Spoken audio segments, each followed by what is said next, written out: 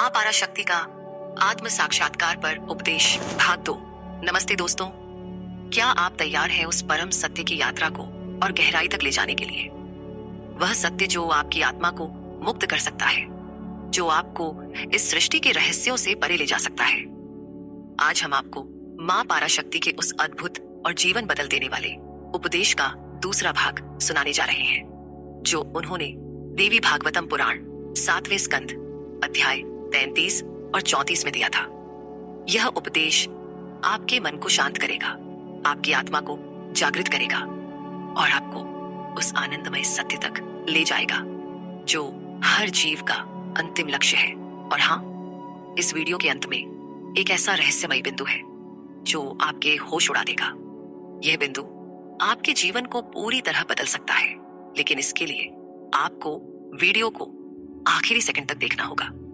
अगर आप इसे मिस कर देंगे तो इस वीडियो का सबसे बड़ा लाभ खो देंगे। तो तैयार हो जाइए एक ऐसी आध्यात्मिक यात्रा के लिए जो आपके दिल, दिमाग और आत्मा को छू लेगी। चलो शुरू करते हैं। पृष्ठभूमि कहानी का दूसरा हिस्सा। पिछले भाग में हमने देखा कि कैसे देवता भगवान विष्णु और लक्ष्मी सहित राक्षस तारक के संकट से निपटने के लिए माँ पाराशक्ति की शरण में गए थे। तारक ने वरदान प्राप्त किया था कि उसे केवल शिव का पुत्र ही मार सकता है, लेकिन शिव अपनी पत्नी सती के वियोग में गहरे दुख में डूबे थे और एक योगी का जीवन जी रहे थे। देवताओं की भक्ति से प्रसन्न होकर माँ पाराशक्ति प्रकट हुई और उन्होंने वचन दिया कि उनकी शक्ति गौरी के रूप में हिमालय के घर जन्म लेगी, शिव की पत्नी बनेगी और एक पुत्र को जन्म देगी जो तारक का नाश करेगा। इसके बाद माँ ने आत्म साक्षात्कार पर एक गहन उपदेश दिया, जिसमें उन्होंने आत्मा, माया और सृष्टि के रहस्यों को समझाया। अब इस दूसरे भाग में माँ पाराशक्ति और भी गहराई से आत्म साक्षात्कार के मार्ग को खोलती है। वे बताती है कि कैसे माया इस सृष्टि को बनाती है और कैसे हम इस माया के जाल से निकलकर अपनी आत्मा के सच्चे स्वरूप तक पहुंच सकते हैं। यह उपदेश इतना शक्तिशाली है कि इसे सुनकर आपकी आत्मा जाग उठेगी। तो चलिए माँ के इस उपदेश को स्वामी विज्ञानानंद के अनुवाद के आधार पर देवी भागवतम पुराण 7वें स्कंद अध्याय 33 और 34 से बहुत ही सरल और विस्तृत रूप में समझते हैं। हर शब्द को ध्यान से सुने, क्योंकि यह आपके जीवन को नई दिशा दे सकता है। और हाँ, आखिरी बिंदु को मिस न करें, यह आपके लिए बहुत खास है। माँ पाराशक्ति का उपदेश, आत्म साक्षात्कार का गहन मार्ग 1। माया और सृष्टि का रहस्य। माँ ने कहा, हे गिरिराज, यह सारा संसार जो चल और अचल है मेरी माया शक्ति से बना है। यह माया मुझ में ही समाई है, यह मुझसे अलग नहीं है। मैं ही एकमात्र चित्त के शुद्ध चेतना हूँ, मेरे अलावा कोई और बुद्धि या चेतना नहीं है। इसे सरलता से समझिए। माँ कह रही है कि इस पूरी सृष्टि का आधार उनकी माया शक्ति है, लेकिन यह माया माँ से अलग नहीं है। यह उसी तरह है जैसे सूरज की किरणें सूरज से अलग नहीं होती। माँ कहती है, वास्तव में जब ब्रह्म के दृष्टिकोण से देखा जाए तो माया जैसी कोई चीज नहीं है, केवल एक ब्रह्म है और मैं वही ब्रह्म हूँ जो शुद्ध चेतना का स्वरूप है। माँ ने आगे बताया, मैं इस सृष्टि को एक अटल शाश्वत ब्रह्म पर बनाती हूँ जो अविद्या, कर्म और संस्कारों से बना है।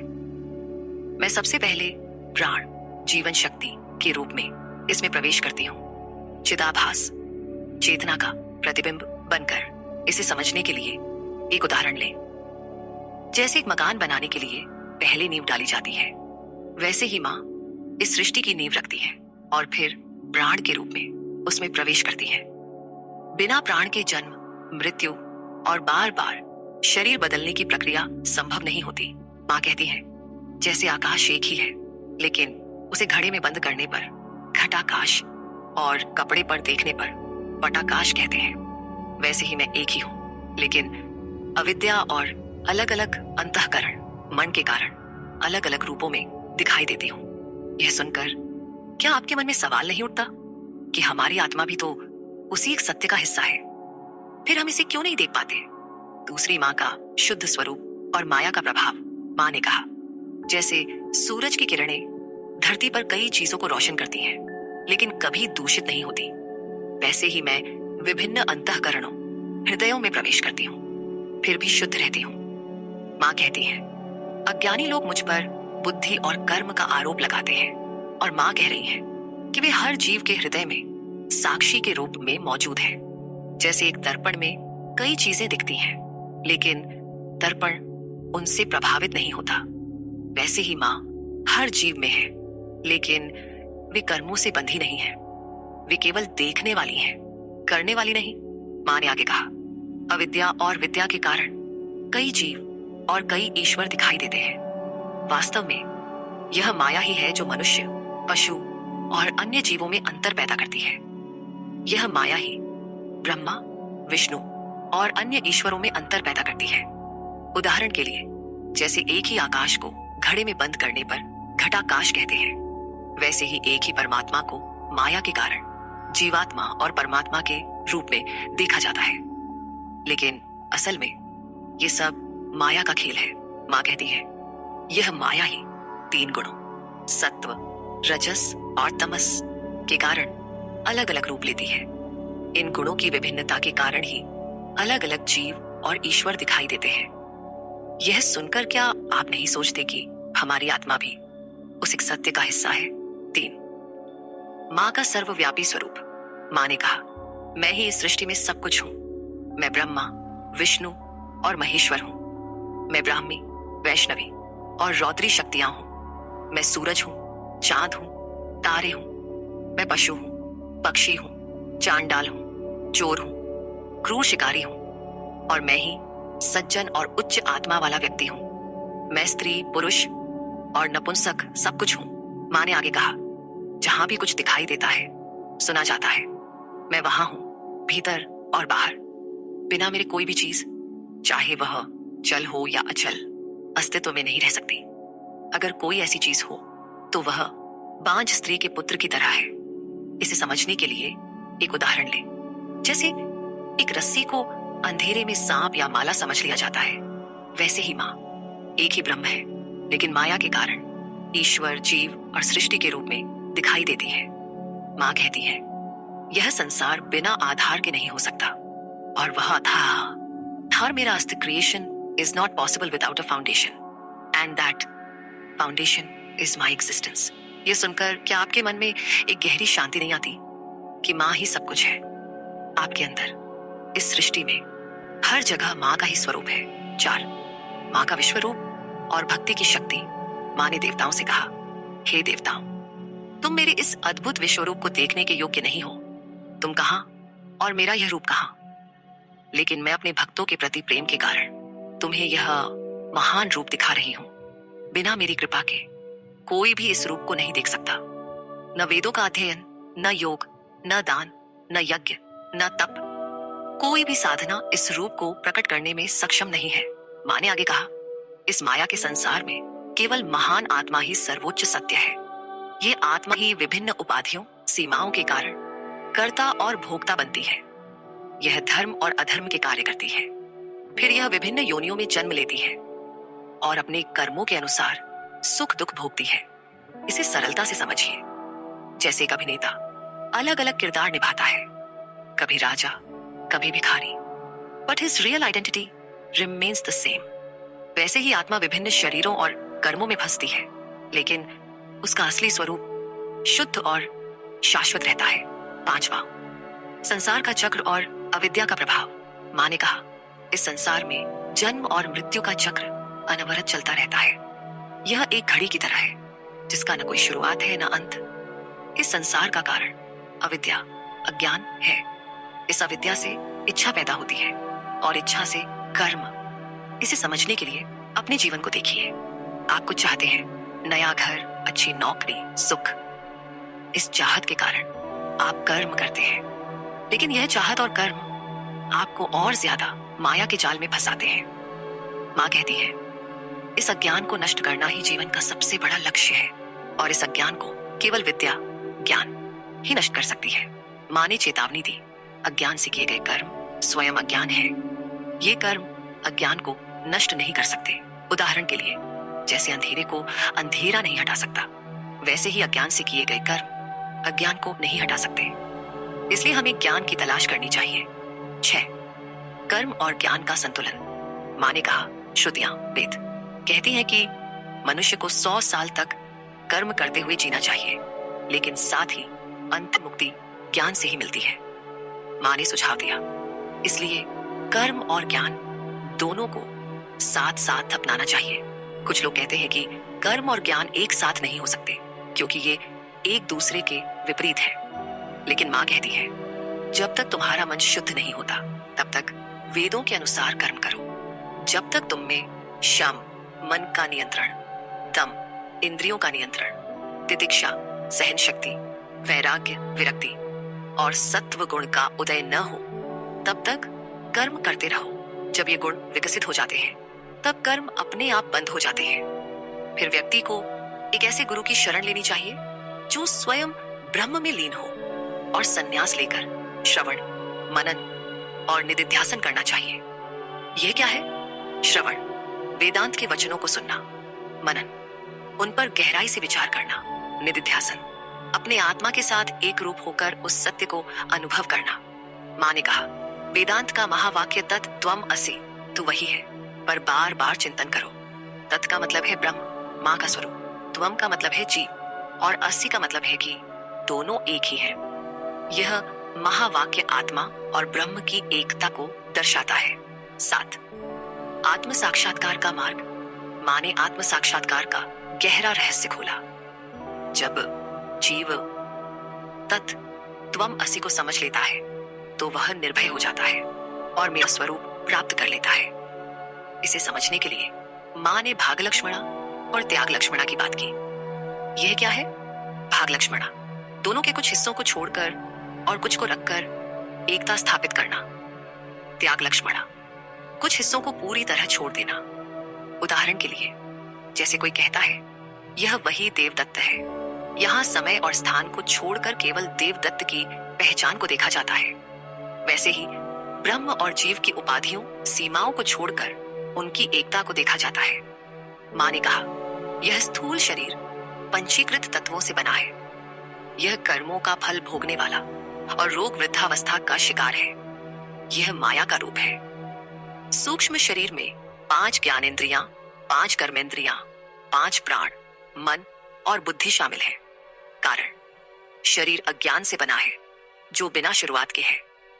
जब ये तीनों उपाधियां स्थूल, सूक्ष्म, कारण हट जाती हैं, तब केवल ब्रह्म बचता है।